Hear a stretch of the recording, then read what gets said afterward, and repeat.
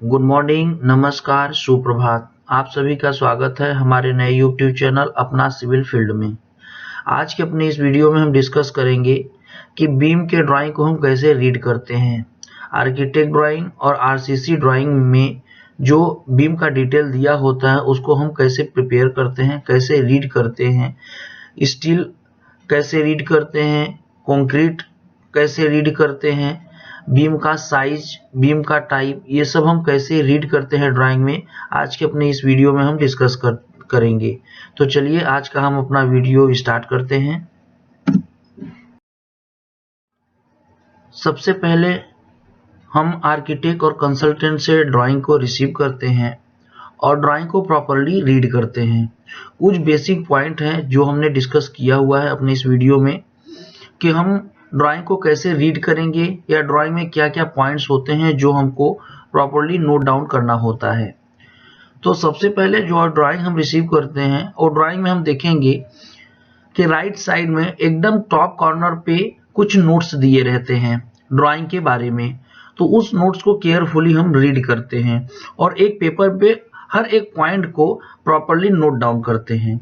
जैसे कि बीम में ग्रेड ऑफ कंक्रीट क्या यूज होने वाला है, ग्रेड ऑफ स्टील क्या यूज होने वाला है, डाया ऑफ स्टील क्या यूज होने वाले हैं, जो बीम में स्टील यूज होगा उसका लैपिंग जोन कहाँ होगा, लैप लेंथ कितना होगा, डेवलपमेंट लेंथ कितना होगा, कवर हम कितना प्रोवाइड करेंगे, जो स्टीरअप्स यूज करने वाले हैं उसकी स्पेसिंग क्या होंगे, नंबर ऑफ बार्स कितने होंगे, क्रैंक बार या एक्स्ट्रा बार जो प्रोवाइड किया जाता है वो कहाँ पे प्रोवाइड किया जाएगा, उसका लेंथ क्या होगा, जो स्टीरअप्स यूज किए जाएंगे उसका साइज क्या होगा, शेप क्या होगा, स्पेसिंग क्या होगा, ये सारी चीजें हमको देखने को मिलती हैं। तो जैसा आप देख सकते हैं हमने ये स्लाइड में कुछ पॉइंट्स प्रॉपरली नोट डाउन किया है। जैसे लैप लेंथ जो हम प्रोवाइड करेंगे वो 50 इंटू डाया ऑफ स्टील होगा, हुक लेंथ जो प्रोवाइड करेंगे वो 10 इंटू डाया ऑफ स्टील होगा। बेंड लेंथ जैसा हमने पहले भी डिस्कस किया हुआ है कि बेंड लेंथ होता है हर 45 डिग्री बेंड के लिए 1d होता है। तो 45 डिग्री के लिए 1d, 90 डिग्री के लिए 2d, 135 डिग्री के लिए 3d और 180 डिग्री बेंड के लिए 4d हम डिडक्ट करते हैं अपने वैल्यू से। तो चलिए हम स्टार्ट करते हैं कि अपना बीम का ड्राइंग हम कैसे रीड करते हैं। कुछ ये पॉइंट्स थे जो हमने प्रॉपरली नोट डाउन किया हुआ था और उसको हमने डिस्कस किया। अब हम स्टार्ट करेंगे कि बीम के ड्राइंग को कैसे हम रीड करते हैं। सबसे पहले हम आपको बताना चाहेंगे कि जो बीम यूज किए जाते हैं हमारे बिल्डिंग कंस्ट्रक्शन में जनरली वो दो टाइप के होते हैं। एक प्राइमरी बीम होता है, दूसरा सेकेंडरी बीम होता है। प्राइमरी बीम जो होते हैं वो कॉलम टू कॉलम होते हैं, उनको जो सपोर्ट मिलता है, जो सपोर्ट प्रोवाइड किया गया रहता है एक कॉलम से दूसरे कॉलम के बीच में, जो हम बीम यूज करते हैं उसको हम प्राइमरी बीम कहते हैं। और जो बीम टू बीम सपोर्ट मिलता है जिस बीम को, उसको हम सेकेंडरी बीम बोलते हैं।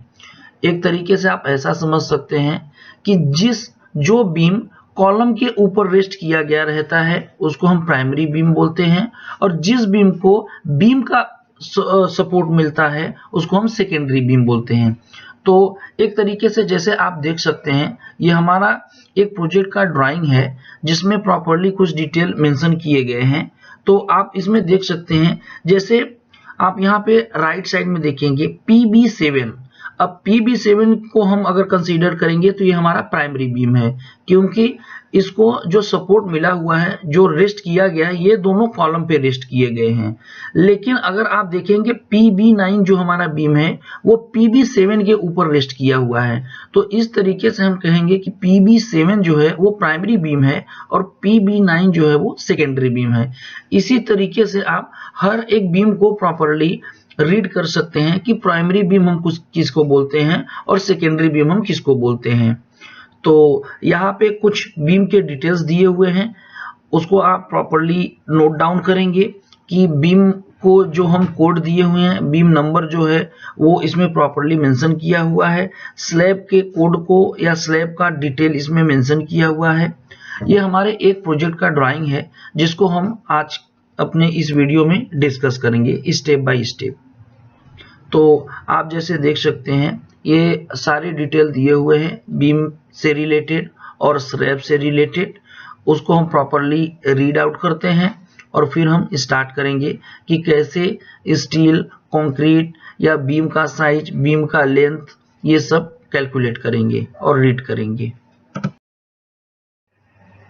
जब हम ड्राइंग को रीड करना चालू करते हैं तो उसमें हमको कुछ इस टाइप के डिटेल देखने को मिलते हैं।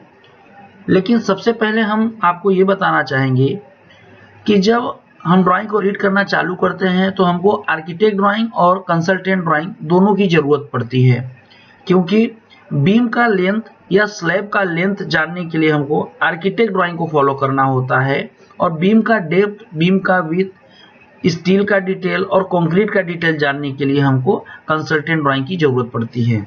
तो सबसे पहले जब हम रीड करना चालू करते हैं ड्राइंग को तो हमको आर्किटेक्ट और कंसल्टेंट ड्राइंग दोनों को फॉलो करना होता है।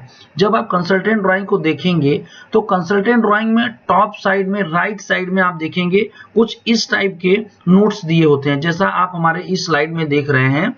कुछ ऐसे नोट्स दिए होंगे जिसमें हमारे शटरिंग का डिटेल दिया होगा कि डी शटरिंग का टाइम क्या होता है, क्यूरिंग पीरियड क्या होता है, जो हम बीम यूज करने वाले हैं उसका शेप कैसा होगा, साइज कैसा होगा, उसमें कवर क्या प्रोवाइड करेंगे, लैप लेंथ क्या होगा, डेवलपमेंट लेंथ क्या होगा, लैपिंग जोन क्या होगा, ये सब प्रॉपरली डिटेल इसमें मेंशन किया होता है। उसके बाद आप उसी ड्राइंग में देखेंगे कि वो बीम का शेड्यूल दिया रहता है। जैसा आप यहाँ पे देख रहे हैं कि बीम का एक शेड्यूल दिया हुआ है। तो ये बीम के शेड्यूल में आपको बीम नंबर, बीम का डेप्थ, बीम का विड्थ, मेन स्टील जो प्रोवाइड करने वाले हैं उसका डाया क्या होगा, नंबर ऑफ मेन स्टील क्या होंगे, टॉप या बॉटम में कितने डाया का कितने नंबर ऑफ स्टील यूज होने वाले हैं, जो स्टीरअप्स यूज किए जाएंगे वो सिंगल लेग है, डबल लेग है, 4 लेग है, उसका डिटेल, स्पेसिंग उसका क्या होगा स्टीरअप्स का, वो सारे डिटेल इसमें प्रॉपरली मेंशन किए होते हैं। उसके बाद में आप देख रहे हैं हमने एक सेक्शन लिया हुआ है इसमें बीम का, जो प्रॉपरली इसमें डिटेल मेंशन किया गया है। आप देख रहे हैं जो हमारा ये बीम है उसका लेंथ जो दिया हुआ है वो L1 है। L1 जो है हमारा वो इफेक्टिव स्पैन है और यहाँ पे आप देख रहे हैं ये क्लियर स्पैन है। तो सबसे पहले हम आपको बताना चाहेंगे कि इफेक्टिव स्पैन जो होता है वो सेंटर टू सेंटर डिस्टेंस जो होता है जिस पे हमारा बीम रेस्ट किया गया रहता है या बीम को जो सपोर्ट मिलता है कॉलम का, वो एक कॉलम के सेंटर से दूसरे कॉलम के सेंटर के बीच में जो हमको लेंथ मिलता है वो हमारा इफेक्टिव स्पैन होता है। और फेस टू फेस जो हमको डिस्टेंस मिलता है वो हमारा क्लियर स्पैन होता है। तो जैसा यहाँ पे आप प्रॉपरली देख रहे हैं इसमें इफेक्टिव स्पैन L1 दिया हुआ है और क्लियर स्पैन आप बॉटम में देख रहे हैं। फेस टू फेस जो डिस्टेंस मिल रहा है हमको, स्पैन मिल रहा है, उसको क्लियर स्पैन बोलते हैं। अब इसमें कुछ डिटेल दिए हुए हैं स्टील के बारे में। जैसा आप देख रहे हैं इसमें टॉप साइड में स्टील प्रोवाइड किया गया है, बॉटम साइड में स्टील प्रोवाइड किया गया है, बॉटम में कर्टल स्टील प्रोवाइड किया गया है। कर्टल स्टील को ही हम क्रैंक बार बोलते हैं। तो आप ये चीजें कंफ्यूज ना होइएगा कि कर्टल बार क्या होता है, क्रैंक बार क्या होता है। दूसरी चीज, क्रैंक बार जो प्रोवाइड किया जाता है वो निगेटिव बेंडिंग मोमेंट को वियर करने के लिए हम क्रैंक बार या कर्टल बार को बॉटम साइड में प्रोवाइड करते हैं। अगर ये हमारा बीम कैंटिलीवर होगा तो ये कर्टल बार हम टॉप साइड में प्रोवाइड करेंगे। सेकेंड हम देखते हैं कि आप देख रहे हैं ये स्टील जो है वो कॉलम के अंदर रेनफोर्स किया गया है। तो कॉलम के फेस से लेते हुए और जो बेंड किया हुआ है टोटल कॉलम के फेस से कॉलम के अंदर जितने टोटल स्टील जो प्रोवाइड किए जाते हैं उसका डिटेल आप देख रहे हैं यहाँ पे प्रॉपरली मेंशन किया हुआ है। LD प्लस 10D जो स्टील हम प्रोवाइड करेंगे उसका जो लेंथ होगा वो LD प्लस 10D होता है। उसके बाद आप यहाँ पे देख रहे हैं LD का मतलब वो लैप लेंथ है। जब दो स्टील आपस में लैप करेंगे तो उसका लैप लेंथ क्या होगा वो आप देख रहे हैं इसमें प्रॉपरली मेंशन किया हुआ है। सेकेंड आप देखेंगे कि बीम में जो कवर प्रोवाइड किया गया है वो इसमें मेंशन किया हुआ है। बीम में जो स्टीयर्स प्रोवाइड किए गए हैं, आप यहाँ पे देख रहे हैं कि जो स्टीयर्स प्रोवाइड किए गए हैं वो कॉलम के फेस से 2 इंटू डेप्थ ऑफ बीम, इतने स्पैन में जो हम स्टीयर्स प्रोवाइड करेंगे उसकी स्पेसिंग बहुत ही कम होगी। दोनों साइड में जो हमने स्टीयर्स प्रोवाइड किया हुआ है, जो 2 into depth of beam 2D span तक जो स्टीयर्स प्रोवाइड किए जाएंगे उसके स्पेसिंग जो होंगे वो कम रहते हैं। उसके बाद में जो मिड पोर्शन में हम स्टीयर्स प्रोवाइड किए रहेंगे उसका स्पेसिंग जो होगा वो ज्यादा होगा। इसका रीजन ये होता है कि कॉलम के सपोर्ट पे हमको शियर फोर्स ज्यादा मिलता है और बीम के मिड पोर्शन पे बेंडिंग मोमेंट ज्यादा होता है। तो जो हम स्टीयर्स प्रोवाइड करते हैं वो हमारा शियर फोर्स बियर करता है। और जैसा हमने आपसे डिस्कस किया कि जो हम कर्टल बार प्रोवाइड करते हैं वो मिड में ही क्यों प्रोवाइड करते हैं, क्योंकि मिड में बीम के मिड स्पैन पे बेंडिंग मोमेंट ज्यादा होता है। तो बेंडिंग मोमेंट को बियर करने के लिए हम कर्टल बार प्रोवाइड करते हैं और शियर फोर्स को बियर करने के लिए हम स्टीयर्स प्रोवाइड करते हैं। हमने डिस्कस किया जैसा कि कॉलम के सपोर्ट जो हमको बीम पर सपोर्ट मिलता है, कॉलम के फेस में जो बीम रहता है वहां पे शियर फोर्स ज्यादा होता है और बीम के मिड पोर्शन पे बेंडिंग मोमेंट ज्यादा होता है। इसलिए जो हम स्टीयर्स प्रोवाइड करते हैं वो कॉलम के फेस से 2D डिस्टेंस तक स्पेसिंग जो स्टीयर्स का होता है वो बहुत कम होता है और मिड पोर्शन में उसका स्पेसिंग ज्यादा कर देते हैं। और मिड पोर्शन में बेंडिंग मोमेंट बियर करने के लिए हम कर्टल बार प्रोवाइड करते हैं। तो जैसा ये चीजें हमने आपको डिस्कस किया, हमने आपको प्रॉपरली बताया कि स्टीयर्स जो हम प्रोवाइड करेंगे वो कहाँ पे कितना स्पेसिंग होगा। हम सपोर्ट के फेस से 2D पर हम जो स्टीयर्स प्रोवाइड करते हैं उसका स्पेसिंग कम क्यों होता है और मिड पोर्शन में स्पेसिंग ज्यादा क्यों होता है और कर्टल बार हम क्यों प्रोवाइड करते हैं। तो चलिए हम आगे डिस्कस करते हैं। अब जैसा कि हमने आपसे डिस्कस किया कि जो बीम यूज किए जाते हैं बिल्डिंग कंस्ट्रक्शन में वो मोस्टली 3 टाइप्स के होते हैं: सिंपली सपोर्टेड बीम, कैंटिन्यूअस बीम और कैंटिलीवर बीम। सपोर्ट के हिसाब से जो बीम यूज किए जाते हैं वो प्राइमरी बीम होते हैं और सेकेंडरी बीम होते हैं। प्राइमरी बीम वो होता है जिसको कॉलम का सपोर्ट प्रोवाइड किया जाता है और सेकेंडरी बीम वो होता है जिसको बीम का सपोर्ट प्रोवाइड किया गया होता है। तो हमने जो पहले डिस्कस किया वो हमारा सिंपली सपोर्टेड बीम था। अब हम डिस्कस करेंगे कैंटिन्यूअस बीम और कैंटिलीवर बीम। तो जैसा आप देख रहे हैं इस ड्राइंग में प्रॉपर्ली मेंशन किया हुआ है सिंपली सपोर्टेड बीम जो हमने डिस्कस कर लिया, कैंटिन्यूअस बीम और कैंटिलीवर बीम का एक ड्राइंग क्रॉस सेक्शन इसमें दिया हुआ है। अब कैंटिन्यूअस बीम जो होता है उसको मोर देन 2 सपोर्ट प्रोवाइड किया गया रहता है। अब जैसा आप देख रहे हैं इस ड्राइंग में कि ये जो हमारा बीम गया हुआ है इसको मोर देन 2 सपोर्ट प्रोवाइड किया गया है। और आप ये देख रहे हैं राइट साइड में जो एक छोटा सा पार्ट है हमारा बीम का जहां पे वन साइड सपोर्ट प्रोवाइड किया गया है, सेकेंड इन जो है वो फ्री होल्ड है, इसी को हम कैंटिलीवर बीम बोलते हैं। तो सबसे पहले हम डिस्कस करेंगे कैंटिन्यूअस बीम के बारे में। आप देख रहे हैं कि कैंटिन्यूअस बीम में जो हमारा इफेक्टिव स्पैन है वो L2 दिया हुआ है, सेकेंड इफेक्टिव स्पैन जो है वो L1 दिया हुआ है। यहाँ पे स्टील का प्रॉपर्ली डिटेल मेंशन किया हुआ है, top steel, main bottom steel. उसके बाद में आपको क्लियर स्पैन प्रोवाइड किया गया है, प्रॉपर्ली आप देख सकते हैं। इसमें जो डेवलपमेंट लेंथ प्रोवाइड किया गया है कॉलम के फेस से उसके अंदर कितना स्टील रेनफोर्स किया जाता है उसका लेंथ क्या होता है वो आप देख सकते हैं, LD + 10D दिया हुआ है। यहाँ पे कर्टल बार जो प्रोवाइड किए गए हैं बॉटम साइड में वो आप देख सकते हैं।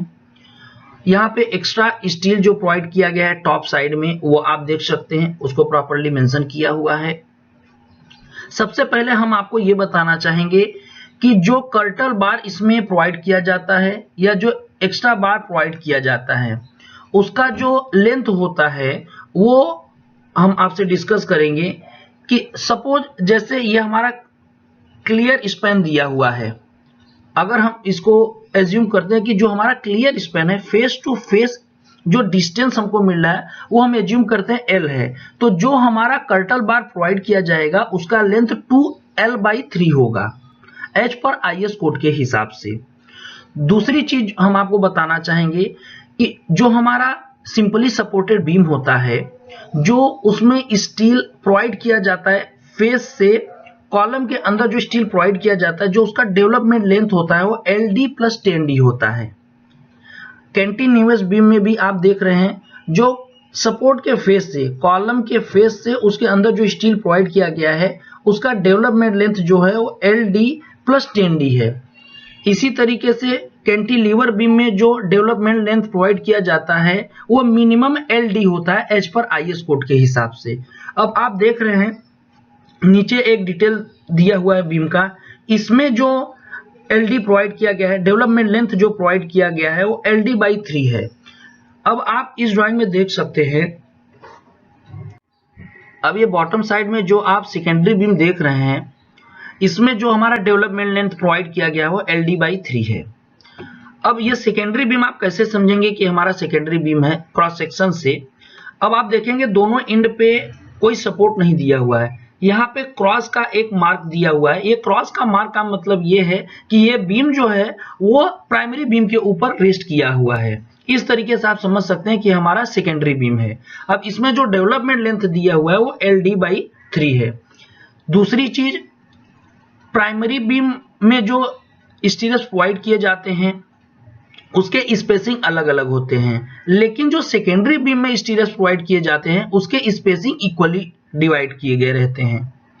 Simply supported beam, cantilever beam और कैंटिलीवर बीम में जो भी स्टील प्रोवाइड किए जाते हैं, जो भी स्टीयर्स प्रोवाइड किए जाते हैं, वो सबके स्पेसिंग डिफरेंट डिफरेंट होता है। सपोर्ट के फेस से 2D डिस्टेंस तक जो स्टीयर्स का स्पेसिंग होता है वो कम होता है और मिड पोर्शन में उसका स्पेसिंग ज्यादा हो जाता है। लेकिन सेकेंडरी बीम में जो भी स्टीयर्स प्रोवाइड किए जाते हैं उसके स्पेसिंग इक्वली डिवाइडेड किए हुए रहते हैं। तो जैसा आपने देखा कि अपने इस वीडियो में हमने डिस्कस किया कि बीम का ड्राइंग हम कैसे रीड करते हैं, बीम का क्रॉस सेक्शन कैसे रीड करते हैं, बीम का लेंथ कैसे हम देखते हैं, उसमें एक्स्ट्रा स्टील जो प्रोवाइड किया रहता है वो कैसे दिखता है, उसमें कर्टल बार कैसे प्रोवाइड किए रहते हैं, स्टीयर्स कैसे प्रोवाइड किए जाते हैं, उसमें स्टीयर्स की स्पेसिंग कहाँ पे क्या रखा जाता है, मेन स्टील क्या प्रोवाइड किया रहता है, हमारा डेवलपमेंट लेंथ कैसे हम देखते हैं, ये सारी चीजें हमने आज के इस वीडियो में डिस्कस किया। अब हम अगले वीडियो में डिस्कस करेंगे कि बीम का BBS हम कैसे प्रिपेयर करते हैं, बीम के ड्राइंग को हम कैसे रीड करते हैं, ये आज के वीडियो में हमने देखा। अगले वीडियो में हम डिस्कस करेंगे कि बीम का जो ड्राइंग है उसको लेके। अगर आज का वीडियो आपको पसंद आया हुआ हो तो कृपया हमारे वीडियो को लाइक करें, चैनल को सब्सक्राइब करें और बेल आइकन को दबाना न भूलें। Thank you.